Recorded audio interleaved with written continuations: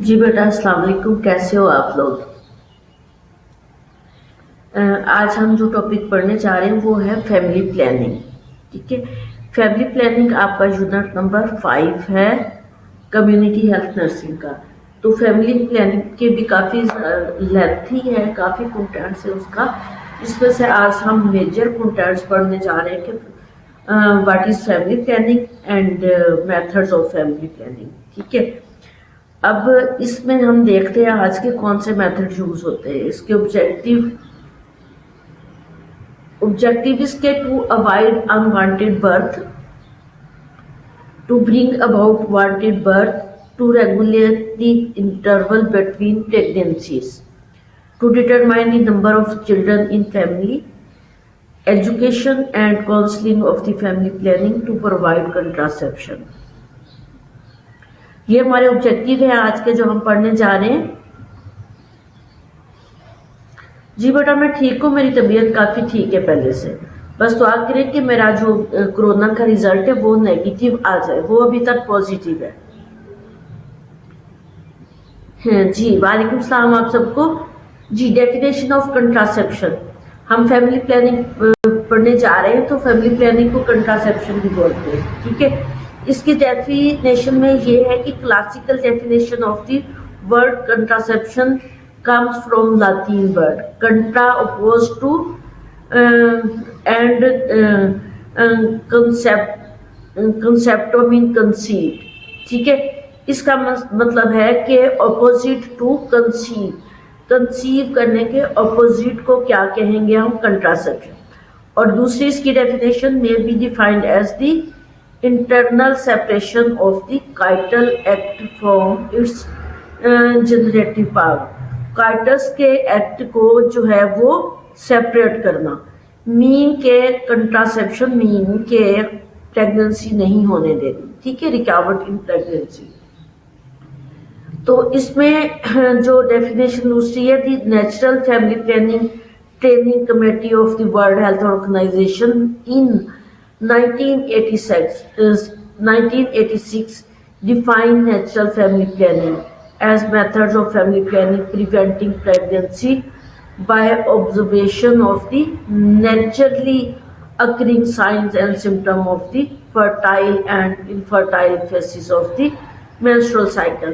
कि नेचुरल जो है इसमें जो 1986 तक कंट्रासेप्शन की जाती थी वो एक नेचुरल तरीके से थी, जिसमें natural family planning when used to avoid conception, जब जरूरत होती तो कंसेप्शन को अवॉइड करने के लिए नेचुरल मेथड जो है वो यूज किए जाते हैं।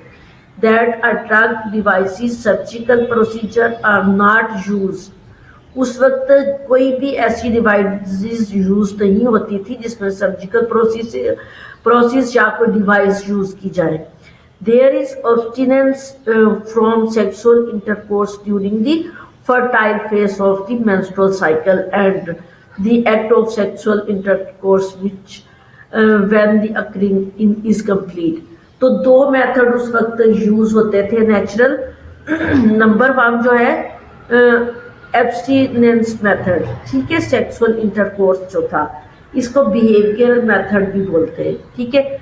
अब बिहेवियर मेथड में इसमें the act of sexual intercourse when occurring is complete, जब जरूरत होती फिर ही ये एक्ट किया जाता इंटरकोर्स वाला, जब बच्चे की जरूरत होती। दूसरी बात बी जो है उसमें एब्स्टिनेंस में जो था, ये बिहेवियर मेथड इसको बोलते, इसमें जो है डिस्चार्ज बाहर किया जाता था, ठीक है, ताकि स्पर्म बाहर ही रह जाए। तो इस तरीके से नेचुरल जो है वो कंट्रासेप्शन की जाती थी। दूसरी चीज मेंस्ट्रुअल साइकिल, ये कैलेंडर देख के मेंस्ट्रुअल साइकिल के अवॉइड डेज होते थे कुछ, वो आगे मेरी स्लाइड्स में आ जाएंगे, मैं आप लोगों को बता दूंगी। मेथड ऑफ कंट्रासेप्शन आप लोगों ने अच्छे से देखना, ये लाजमी आता, ठीक है। इस पे 2 मेथड बताए हुए, नंबर 1 टेम्पररी मेथड और नंबर 2 परमानेंट मेथड। अब जब आप यहाँ से ही अच्छे तरह से देख लोगे, मेरी स्लाइड को सुन लोगे तो आप लोगों को समझ आ जानी, अदरवाइज आपको डिफ्रेंशिएट नहीं करना आता। जो कंट्रासेप्शन के मेथड है वो ओनली 2 मेथड है, number 1 temporary, number 2 permanent method, ठीक हो गया। अब टेम्पररी और परमानेंट मेथड जो है इसमें बाकी सारे टेम्पररी मेथड है, परमानेंट मेथड सिर्फ एक है, ठीक है, जिसमें ट्यूबलाइगेशन और विजेक्टमी की जाती है। फीमेल के लिए ट्यूबलाइगेशन, ठीक है, बोथ ट्यूब को कट कर दिया जाता है और लाइगेट कर दिया जाता है। और मेल के जो है वास्ट डिफरेंस को निकाल के ग्रोइंग साइड से उनको लाइगेट कार्टेल लाइगेट कर दिया जाता है, ठीक है, उसको बोलते हैं विजेक्टमी। जो परमानेंट मेथड है वो vasectomy in male and tube ligation in female. Female की ट्यूब लाइगेशन को स्टरलाइजेशन भी बोलते हैं बेटा, ठीक है जी। मेरी तबीयत पहले से काफ़ी बेटर है, बट मेरी रिपोर्ट अभी पॉजिटिव है, मेरी रिपोर्ट नेगेटिव होने की दुआ करें। जब तक मेरी रिपोर्ट नेगेटिव नहीं होती मैं लाइव कॉलेज में जाके लेक्चर नहीं दे सकती, ठीक है। अभी मैंने कल दूसरी रिपोर्ट करवाई तो वो भी पॉजिटिव ही आई है, बट साइन सिम्टम मेरे कोई भी नहीं है, मेरी तबीयत काफ़ी ठीक है जी। इसमें बैरियर मेथड, अब जो बेटा टेम्परेरी मेथड थे, इस मेथड में टेम्परेरी मेथड में नंबर 1 बैरियर मेथड है। बैरियर मेथड मीन के वजाइना और पीनस के दरमियान में एक चीज बैरियर आ जाए, ठीक है, ताकि स्पर्म जो है वो वजाइना के अंदर इंजेक्ट ही ना हो और यूट्रस के अंदर जाए ना। अब ये बैरियर मेथड में नंबर 1 फिजिकल मेथड में condom, vaginal diaphragm, cervical cap, ठीक है। और ये चीज फिजिकल जो विजिबल हो रही है, नजर आ रही है, इसमें कंडोम और वजाइनल डायाफ्राम और सर्वाइकल कैप, ठीक है। अब दूसरा इसमें जो है केमिकल मेथड है। Chemical method form, cream, spermicidal jellies और पेस्ट और स्पोस्ट्रीज, कोई भी चीज ऐसी जो वजाइना के अंदर इंजेक्ट की जाए जिसके अंदर केमिकल है और वो केमिकल स्पर्म को खत्म कर देते हैं, ये एक बैरियर होता है, ठीक है। अब 2 चीजें मैंने आपको बताई कि बैरियर मेथड क्या है। बैरियर मेथड नंबर 1 फिजिकली जो नजर आते हैं हमें, या फिर हाँ फिजिकली हम जो है यूज करते हैं, इसमें नंबर 1 कंडोम, और दूसरी चीज है कंडोम 2 टाइप्स के होते हैं, एक मेल कंडोम और दूसरा फीमेल कंडोम। और इसमें वजाइनल डायाफ्राम होता है जो वजाइना के अंदर फिक्स किया जाता है, दूसरा cervical cap.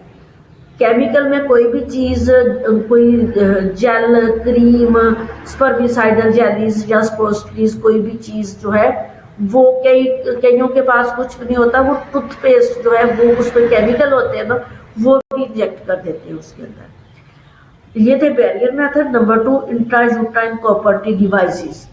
Intrauterine copper T devices जो है, इसमें जो है लूप्स, कॉपर्टीज एंड मल्टीलोड्स, 3 चीजें जो है वो रखी जाती हैं। नंबर 1 लूप्स, नंबर 2 कॉपर्टी और नंबर 3 मल्टीलोड। बेटा मैं सिर्फ ये आप लोगों को अभी इंट्रोड्यूस कराती हूँ, तो 1 बाय 1 हर जो है मेथड को डिस्कस किया गया है आगे, और उनके साथ मैंने पिक्स भी लगाई हुई हैं, आप लोगों को अच्छे से समझ आ जाएगी। अभी सिर्फ मैं ये मेथड जो है इनका आपको इंट्रोडक्शन दे रही हूँ। जिस तरह मैंने बैरियर मेथड में बताया कि क्या क्या होता है, इसी तरह नंबर 2 पे है intrauterine copper T devices, contraceptive copper T devices या कंट्रासेप्टिव डिवाइसेस भी कह सकते हैं, ठीक है। इसमें 3 चीजें मैंने आप लोगों को इंट्रोड्यूस कराई है। नंबर 1 लूप्स, नंबर 2 कॉपर्टी और नंबर 3 मल्टीलोड्स। अब ये चीजें जो है इनको एक्सप्लेन जो है मेरी अगली स्लाइड में किया गया है, सिर्फ यहाँ इंट्रो दे रही हूँ आप लोगों को। नंबर 3 है हार्मोनल मेथड।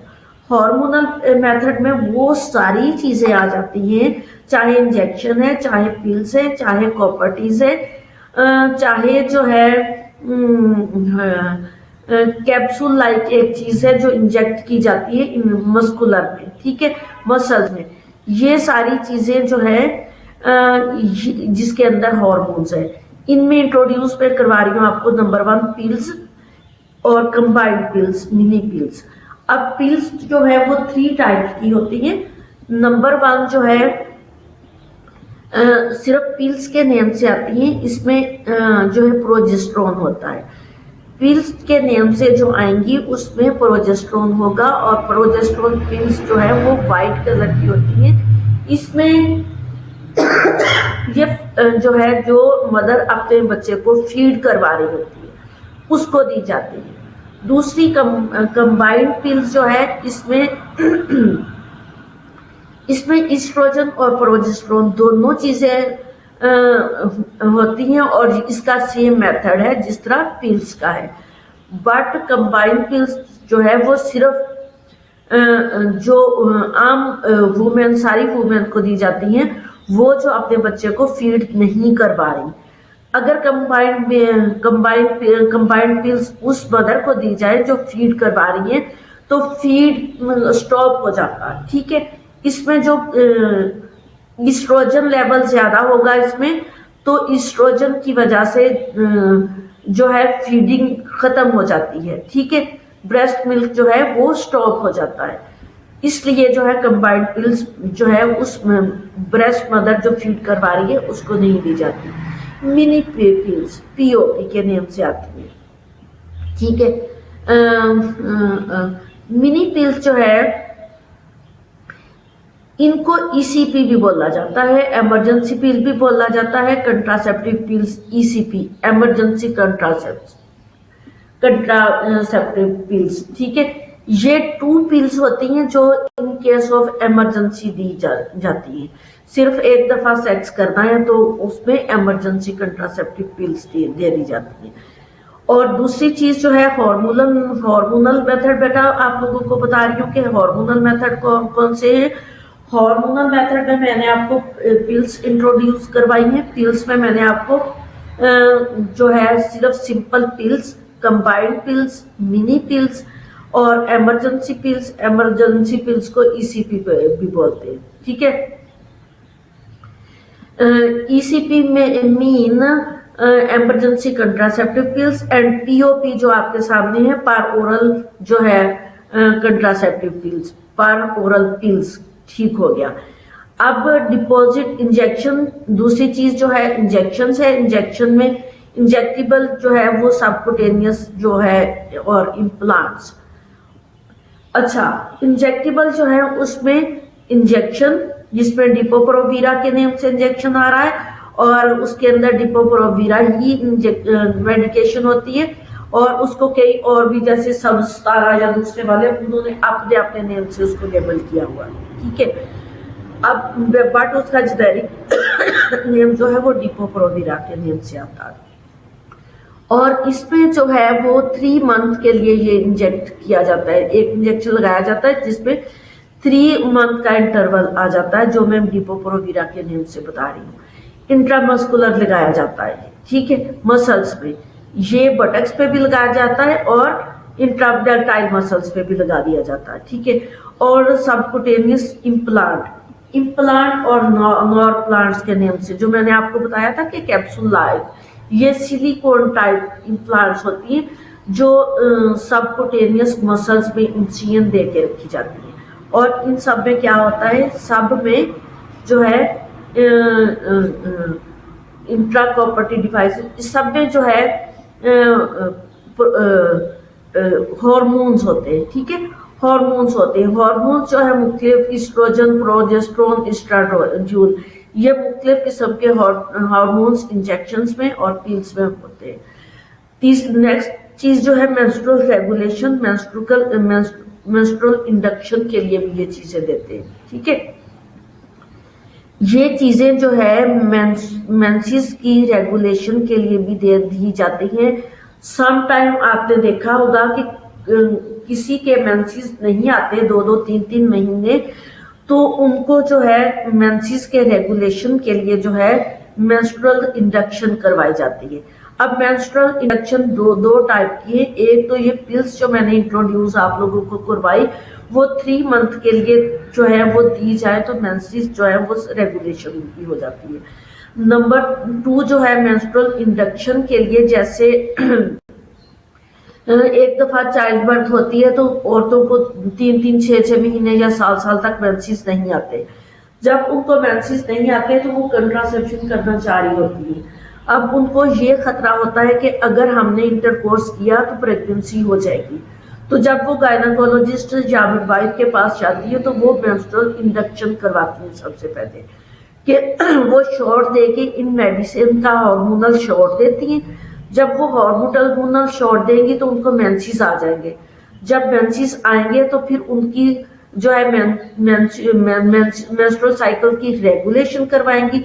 रेगुलेशन के बाद फिर कंट्रासेप्टिव मेथड कोई भी यूज हो जाएगा। ठीक है, बहुत सारी मेडिसिन ऐसी उनका डबल रोल होता है। ठीक है, यहाँ इसका जो है हार्मोन्स का डबल रोल है, जो मैंने आपको बता दिया कि मेंस्ट्रुअल रेगुलेशन के लिए दिया जाता है, मेंस्ट्रुअल इंडक्शन के लिए दिया जाता है और फैमिली प्लानिंग के लिए।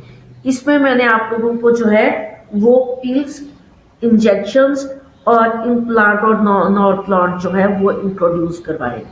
नेक्स्ट है बिहेवियरल मेथड नंबर 4 पे। बिहेवियरल मेथड जो है इसमें सेक्सुअल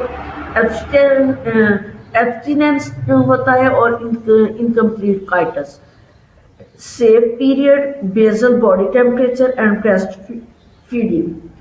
अच्छा, दूसरी चीज जो मैं आप लोगों को बिहेवियरल मेथड बता रही हूँ, इसमें मैंने थोड़ा सा अपने डेफिनेशन में भी आप लोगों को बताया था। ठीक है, अब बिहेवियर मेथड में सेक्सुअल एब्स्टिनेंस में जो है ड्यूरिंग सेक्स डिस्चार्ज बाहर किया जाता है। ठीक है, ताकि स्पर्म जो है वो बाहर रह जाए, जो इसको नेचुरल मेथड भी कहते हैं। ये जो 1986 से पहले यही मेथड यूज किए जाते थे, जो मैं आप लोगों को बिहेवियर मेथड बता रही हूँ। आजकल भी ये मेथड जो लोग सक्सेसफुल हो जाते हैं इन्हीं मेथड से। दूसरी इनकम्प्लीट काइटस, काइटस कंप्लीट किया ही ना जाए, इनकम्प्लीट। ठीक है, दूसरा safe period method. Safe period method जो है वो menstrual cycle, I don't know आप लोगों को आता है या नहीं। अगर आप लोगों को मेंस्ट्रुअल साइकिल कंप्लीट आता है तो आप लोगों को फिर पता होना चाहिए कि सेफ पीरियड मेथड क्या है। अब basal body temperature and breast feeding. अब सेफ पीरियड वो पीरियड होता है जिसमें 7 डेज तो सेफ पीरियड वो है जो मेंस्ट्रुअल साइकिल के। ठीक है, अब दूसरी चीज जो है सेफ पीरियड जब ओव्यूलेशन स्टार्ट होती है उससे पहले पहले का सेफ पीरियड है। अब ओव्यूलेशन पीरियड जो है उसका पीक लेवल जो है 14 डेज है। ठीक है, जब मेंसेस आते हैं जिस दिन 1 वीक मेंस्ट्रुअल साइकिल के होते हैं और उसके बाद 1 वीक जो है 14 डेज तक जाने के लिए होते हैं, और ये 14 डेज जो है वो सेफ पीरियड है। इसमें जो सेफ पीरियड में हम लोग जो है वो पेशेंट को सेफ पीरियड में 1 वीक बताते हैं। 1 वीक मेंसेस नहाने से लेके 14 डेज तक 1 वीक बनता है। मेंस्ट्रुअल साइकिल का पीरियड तो वैसे ही जो है वो उसमें ये काम करते ही नहीं है। ठीक है, सेक्स करते ही नहीं है, लेकिन जो लोग करते हैं उनको बताना चाहिए कि इस पीरियड में जो है वो डिजीजेस हो सकती हैं। ठीक है, मेल को स्पेशली, इसलिए ये अवॉइड करना चाहिए इस पीरियड में। और दूसरा जो ओव्यूलेशन जो है वो पीक लेवल 14 डेज है। 14 डेज से पहले पहले जो है वो सेफ पीरियड मेथड है। दूसरी चीज जो है बेसल बॉडी टेम्परेचर है। बेसल बॉडी टेम्परेचर हमारा जो मेंस्ट्रुअल साइकिल का कैलेंडर है वो एवरेज उसकी 28 डेज बताई जाती है। ठीक है, एवरेज उसकी 28 डेज बताई जाती है, बट 21 डेज से लेके 34 और सम बुक्स में 36 डेज भी लिखा हुआ है। 34 to 36 डेज तक जो है वो नॉर्मल पीरियड होता है। ठीक है, मेंसेस का जो मैं आपको बता रही हूँ कि मेंस्ट्रुअल साइकिल की एवरेज जो आप बुक्स में या नेट पे पढ़ेंगे तो उसमें जो है वो वाइजारिफ आपका जो मैसेज जो आपका क्वेश्चन है कि इनकम्प्लीट काइटस का मतलब है इंटरकोर्स करना। ठीक है, अब इंटरकोर्स जब कंप्लीट होता है तो उसके पीक लेवल पे जब डिस्चार्ज करना होता है तो उसको बाहर डिस्चार्ज करेंगे। ठीक है, स्पर्म को, तो उस दैट मीन के उसको बिहेवियर मेथड या एब्स्टिनेंस मेथड बोलते हैं। अब जब उस पीक लेवल पे डिस्चार्ज होने से पहले ही खत्म कर दिया जाए तो दैट मीन इनकम्प्लीट क्वाइटस। तब क्वाइटस मीन इंटरकोर्स करना, सेक्स करना। ठीक हो गया। मेरी बात हो रही थी कि बेसल बॉडी टेम्परेचर। अब बेसल बॉडी टेम्परेचर में मैंने आपको जो है मेंस्ट्रुअल साइकिल का कैलेंडर बताया है कि मेंस्ट्रुअल साइकिल के एवरेज 28 डेज होते हैं और उसके जो है 21 डेज से लेके 34 या 36 डेज तक, किसी कुछ बुक्स ऐसी है जिसमें 34 डेज लिखा हुआ, किसी में 36 डेज तक भी मेंसेस ना आए तो वो नॉर्मल होता है। 36 डेज के बाद भी मेंसेस आए तो वो नॉर्मल है। 21 डेज के बाद भी मेंसेस आ जाए तो नॉर्मल है। कुछ लोग परेशान हो जाते हैं कि उनको 22-23 के दिन के बाद मेंसेस आ गया है तो वो नॉर्मल में जाता है। ठीक है, 1 week before and 1 week after of the average time is normal menstrual cycle period. ठीक हो गया। इज इट क्लियर बेटा? अब बेसल बॉडी टेम्परेचर की बात हो रही है। बेसल बॉडी टेम्परेचर जो है जब मेंसेस आने वाले होते हैं बेटा, जिन डेज में मेंसेस आने वाले होते हैं। अब मुझे लग रहा है कि आप लोगों को जो है वो मुझे ये जो है मेंस्ट्रुअल साइकिल जो है वो डिटेल से पढ़ाना पड़ेगा। अगर आप लोगों ने पढ़ा भी होगा तो मैं श्योरली कह सकती हूँ कि आप लोगों को उसका बहुत अच्छे से उसकी फेसिस का जो है ओवेरियन फेस और यूट्राइन फेसिस का बिल्कुल भी नहीं पता होगा। अच्छा, एनी हो मैं वो भी आप लोगों को पढ़ा दूंगी अगर टाइम मिला तो। जी, बेसल बॉडी टेम्परेचर में जब मेंसेस आने वाले होते हैं बेटा, इसका ताल्लुक मेंस्ट्रुअल साइकिल के साथ बहुत ज्यादा है। जिसको पता है कि मेंस्ट्रुअल साइकिल जो है वो कैसे बनते हैं उसको बेसल बॉडी टेम्परेचर का पता चल जाएगा। अब मेंस्ट्रुअल साइकिल में जब ओव्यूलेशन हो रही होती है और मेंस्ट्रुअल साइकिल आने वाले होते हैं तो ओव्यूलेशन में जब ओवा प्रोड्यूस हो रहा होता है तो पीछे जो ग्राफियन फॉलिकल है उसमें खाली जगह जो बचती रहती है उसको कार्पस लूटियम बोलते हैं। ठीक है, अब वो कार्पस लूटियम जो है वो प्रोजेस्टेरोन सेक्रीट करती है। कार्पस लूटियम क्या सेक्रीट करती है? प्रोजेस्टेरोन। ठीक है, अब प्रोजेस्टेरोन जब वो सेक्रीट होती है तो वो प्रोजेस्टेरोन जाके इंडोमेट्रियम पे इफेक्ट करती है और इंडोमेट्रियम की लाइनिंग को डिस्टर्ब करती है। ठीक है, ये जब इंडोमेट्रियम की लाइनिंग को डिस्टर्ब करती रहती है तो इंडोमेट्रियम की लाइनिंग शट डाउन हो जाती है। जब शट डाउन होती है तो वो मेंसेस आ जाते हैं। शट डाउन होने से पहले जब इंडोमेट्रियम की लाइनिंग को प्रोजेस्टेरोन कार्पस लूटियम से जो निकल रही है वो डिस्टर्ब कर रही है तो उन डेज में जब मेंसेस आने वाले होते हैं 2-3 दिन पहले तो ये प्रोसीजर हो रहा होता। ठीक है, जब ये प्रोसीजर हो रहा होता कार्पस लूटियम से प्रोजेस्टेरोन सेक्रीट होती है और वो इंडोमेट्रियम की लाइनिंग को डिस्टर्ब करती है जाके, तो इंडोमेट्रियम जो है उसकी लाइनिंग में एट्रोफी होना स्टार्ट हो जाती है। अब उस वक्त बेसल बॉडी टेम्परेचर जो है वो हाई हो जाता है। आपने देखा होगा कि मेंसेस आने से 2 दिन पहले तबीयत खराब होना शुरू हो जाती है। अगर टेम्परेचर देखा जाए तो 1 या 2 पॉइंट टेम्परेचर जो है वो ज्यादा हो जाता है, उसको बेसल बॉडी टेम्परेचर बोलते हैं। ठीक है, उन डेज में भी जो है मेंसेस आने से 2 या 3 दिन पहले जो है वो बिहेवियरल मेथड होता है क्योंकि उसमें प्रोजेस्टेरोन लेवल बहुत हाई हो चुका होता है जो उसकी इन्वायरमेंट को फर्टिलाइजेशन की इन्वायरमेंट को सुटेबल नहीं होता और उन डेज में बेसल बॉडी टेम्परेचर के डेज में भी जो है फर्टिलाइजेशन नहीं होती। जी, फायजा मुनीर मेंस्ट्रुअल साइकिल मैं पढ़ा दूंगी। अभी तो मेरी यही काफी लंबी स्लाइड है, आज का दिन तो यही चलती रहेगी। ठीक है, और इंशाल्लाह मुझे अब समझ आ गई कि आप लोगों को मेंस्ट्रुअल साइकिल नहीं आता, मैं पढ़ा दूंगी वो भी।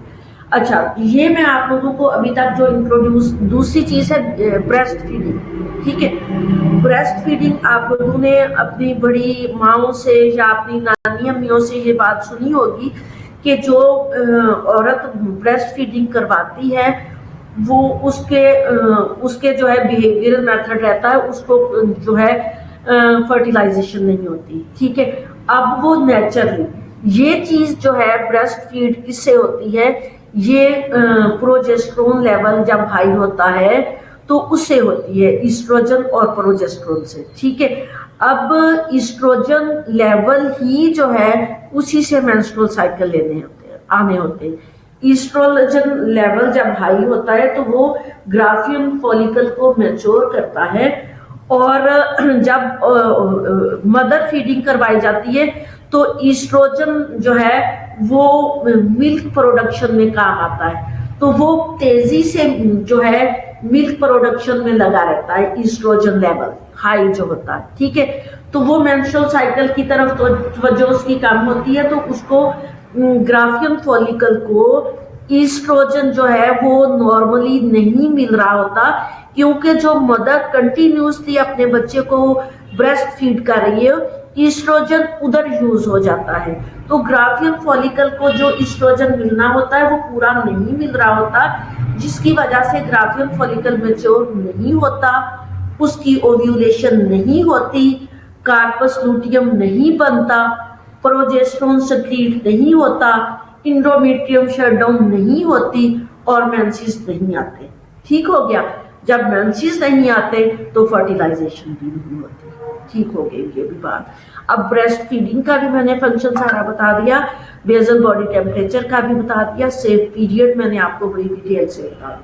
ठीक हो गया। आगे परमानेंट मेथड में मैंने दोनों चीजें आपको बता दी थी कि फीमेल जो है उसकी tubectomy, tube ligation, tubal ligation इसको बोलते हैं, इसको स्टरलाइजेशन मेथड भी बोलते हैं, और मेल की विजेक्टमी।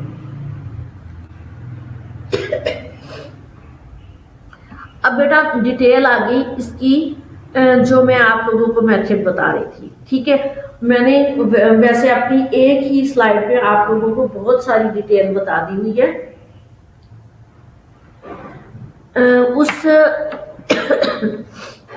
लेकिन वन बाय वन भी बताती चलूं, कुछ चीजें ज्यादा आपको मिल जाएंगी। Barrier method, this method prevent the deposition of the sperm in vagina और sperm penetration through the cervical canal. ठीक हो गया। अब इसमें जो है बैरियर हो जाता है, स्पर्म जो है वो सर्विक्स तक जाते नहीं, यूट्रस तक जाते नहीं। इसका advantages of the barrier method क्या होगा, absence of the side effects. Barrier method का सबसे ज्यादा जो बेनिफिट होता है वो जो है साइड इफेक्ट नहीं होते किसी किस्म के भी, क्योंकि ना ही तो जो है स्पर्म अंदर जाएंगे और ना ही कोई साइड इफेक्ट होंगे, ना ही कोई जो है सेक्सुअली ट्रांसमिटेड इन्फेक्शंस या डिजीजेस होने का खतरा होगा। Protection from sexually transmitted diseases ये भी हो गया, reduce the incidence of pelvic inflammatory diseases. अब पेल्विक इन्फ्लेमेटरी डिजीजेज भी जो है इन्फेक्शंस की वजह से होती हैं, जब एक बैरियर ही होगा तो इन्फेक्शन नहीं होगा। ठीक हो गया। दूसरी चीज, कंडोम जो है, condoms are made of polyurethane और latex material. It protection against the sexually transmitted disease is an additional advantages. इसका एडिशनल एडवांटेजेस ये है कि ये सेक्सुअली ट्रांसमिटेड जो है इन्फेक्शन भी नहीं होने देता, और ये जो है कंट्रासेप्टिव मेथड भी यूज हो जाता है। नंबर जो है 3, ये इजीएस्ट एंड चीपेस्ट मेथड है। हाँ, आगे इसके जो दिए हुए एडवांटेजेस ऑफ कंडोम क्या है, चीपर विद नो कंट्रासेप्शन। अब ये चीपेस्ट मेथड है, नो साइड इफेक्ट है इसका, easy to carry and simple to use है। Protection against sexually transmitted diseases है, useful when coital act is infrequent, जब भी आप जरूरत है तो यूज कर सकते हो। ठीक है। और डिसएडवांटेजेस इसके हैं, मे एक्सीडेंटली स्लिप और ब्रेक ऑफ, ड्यूरिंग काइटस। काइटस इंटरकोर्स को बोलते हैं। ड्यूरिंग इंटरकोर्स ये जो है ब्रेक डाउन हो जाता है, ठीक है, परफोरेट हो जाता है। Not acceptable to male partner, और समटाइम मेल पार्टनर एक्सेप्ट नहीं करते कि हमने इसको यूज नहीं करना।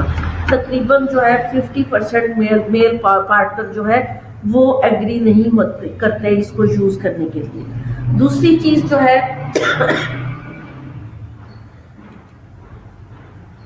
हाँ, दूसरी चीज बेटा मैं आप लोगों को बताती चलूं, क्योंकि मैं आप लोगों की टीचर हूं। नेक्स्ट जिंदगी में शायद आप लोगों को कोई इतनी डिटेल से ये चीजें ना बता सके, ठीक है। कईयों को पता भी नहीं होता और कई जो है इतनी डिटेल से बता नहीं सकते होते।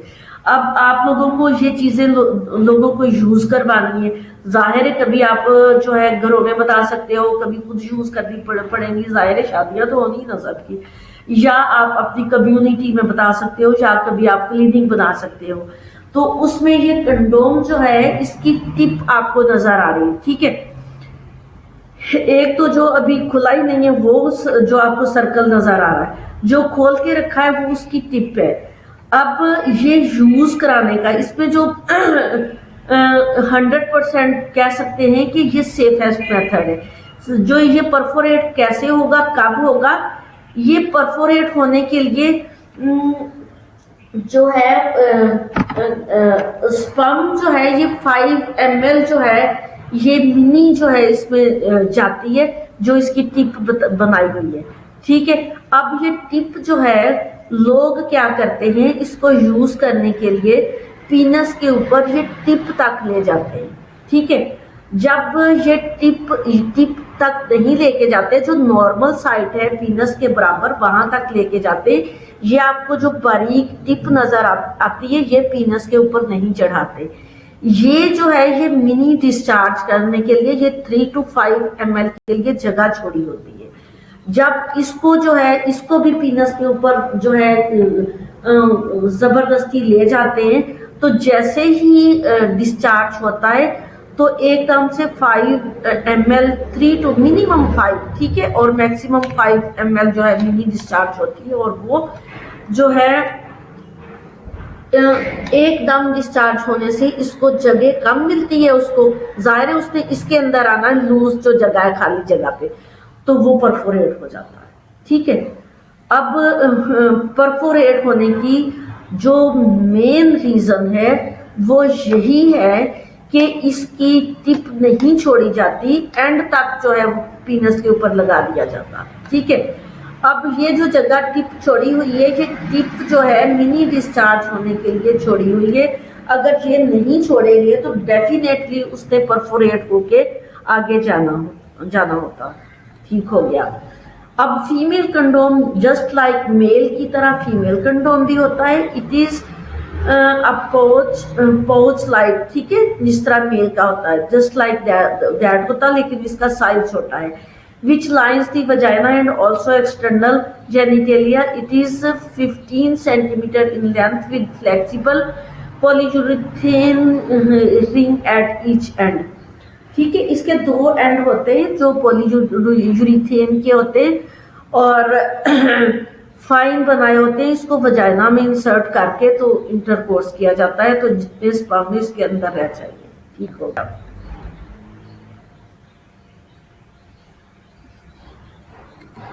बट ये सक्सेसफुल नहीं है बेटा। आप लोगों को मैं ये बताती जाऊं, जब 1986 में ये मेथड यूज करवाए थे तो कोई भी मेथड सक्सेसफुल नहीं हुआ था।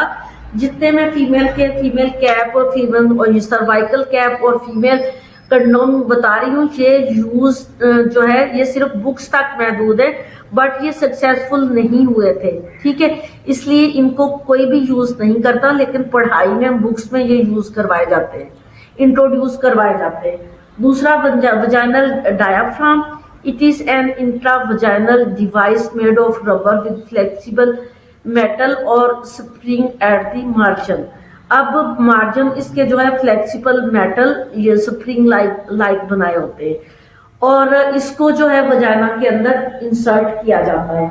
ये एक बैरियर बनाया था जिसमें ट्राई की गई थी कि स्पर्म अंदर ना जाए। स्पर्म तो अंदर नहीं जाते थे, बट ये सक्सेसफुल नहीं है। इसमें जो है किसी जो है पर्सन की जरूरत होती है, जैसे कोई एक्सपर्ट पर्सन, कोई डॉक्टर या जो है हेल्थ से रिलेटेड पर्सन जो इस डिवाइस को अंदर इंसर्ट कर सके। इसलिए ये सक्सेसफुल हो ही नहीं सकी थी, क्योंकि कोई भी बंदा इस तरह का काम ना करवाता है ना करवाएगा। एक दफा बना तो ली थी, लेकिन ये खुद से इंसर्ट नहीं की जाती, इसको इंसर्ट करना पड़ता है, जिसकी वजह से ये सक्सेसफुल नहीं हुई थी वजाइनल डायफ्राम। इसके एडवांटेजेस क्या थे? ये चीप थी, can be used repeatedly for longer period, इसको वॉश करके दोबारा यूज किया जा सकता था। बट डिसएडवांटेजेस ऑफ डायफ्राम क्या थे? रिक्वायर हेल्प ऑफ मेडिकल और पैरामेडिकल जो है प्रैक्टिशनर्स जो है, कोई भी एक इसमें साइज की जरूरत पड़ती थी, साइज का पता नहीं चलता था, और दूसरी जो चीज है मेडिकल स्पेशलिस्ट या जो है पैरामेडिकल की जरूरत पड़ती है जो उसको रख सके। Risk of vaginal irritation and UTI, और इन चीजों से वजाइनल इरिटेशन और यूटीआई जो है वो होता है।